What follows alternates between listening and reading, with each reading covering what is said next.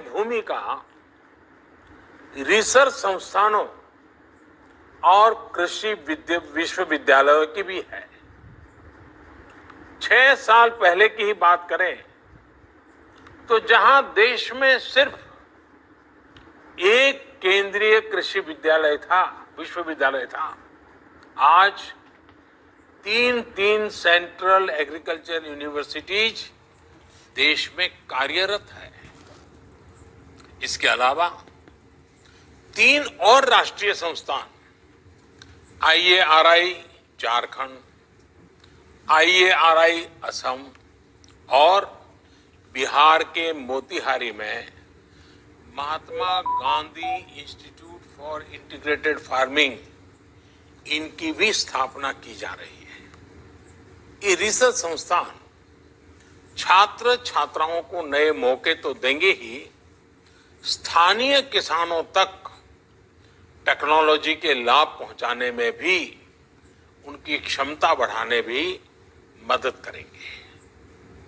अभी देश में सोलर पंप, सोलर ट्री, स्थानीय जरूरतों के मुताबिक तैयार किए गए बीज, माइक्रो इरिगेशन, ड्रिप इरिगेशन, अनेक क्षेत्रों में एक साथ काम हो रहा है। इन प्रयासों को ज्यादा से ज्यादा किसानों तक पहुंचाने के लिए, खासतौर पर बुंदेलखंड के किसानों को इससे जोड़ने के लिए आप सभी की बहुत बड़ी भूमिका है।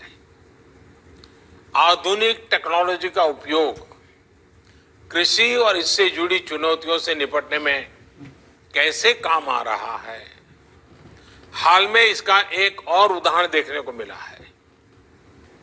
आपको याद होगा, यहां बुंदेलखंड में मई के महीने में टिड्डी दल का बहुत बड़ा हमला हुआ था। और पहले तो ये टिड्डी दल यानी अपने आप में खबर आती है, जब टिड्डी दल आने वाला है तो रात रात किसान सो नहीं पाता है, सारी मेहनत मिनटों में तबाह कर देता है। कितने ही किसानों की फसल, सब्जियां बर्बाद होना बिल्कुल निर्धारित हो जाता है। मुझे बताया गया है कि बुंदेलखंड में करीब करीब 30 साल बाद टिड्डियों ने हमला किया, वरना पहले इस क्षेत्र में टिड्डियां नहीं आती थी।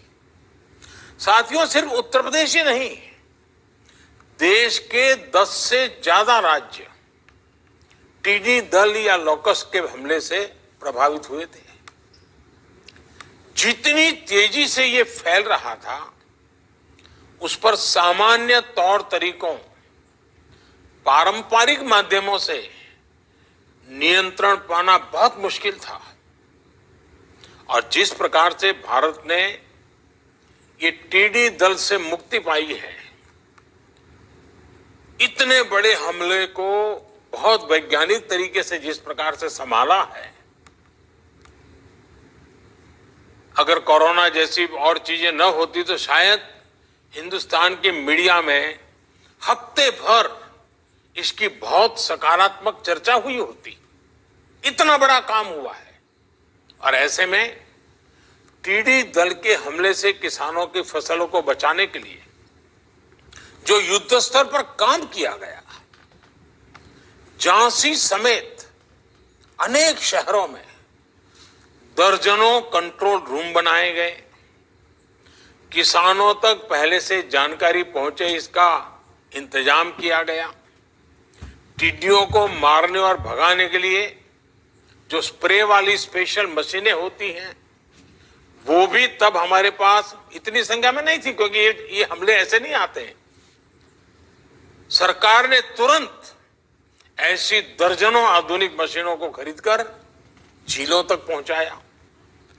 ट्रैक्टर हो, गाड़ियां हो, केमिकल हो, दवाइयां हो, ये सारे संसाधन लगा दिए ताकि किसानों को कम से कम नुकसान हो। इतना ही नहीं, ऊंचे पेड़ों को बचाने के लिए बड़े क्षेत्रों में एक साथ दवा का छिड़काव करने के लिए दर्जनों ड्रोन लगा दिए गए, हेलीकॉप्टर तक के दवाई छिड़काव किया गया।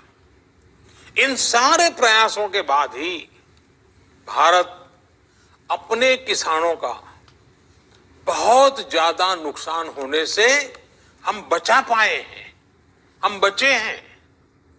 स्थानीय ड्रोन टेक्नोलॉजी हो, दूसरी आर्टिफिशियल इंटेलिजेंस की टेक्नोलॉजी हो, आधुनिक कृषि उपकरण हो, इसको देश की कृषि में अधिक से अधिक उपयोग में लाने के लिए आप जैसे युवा रिसर्चर्स को, युवा वैज्ञानिकों को निरंतर एक समर्पित भाव से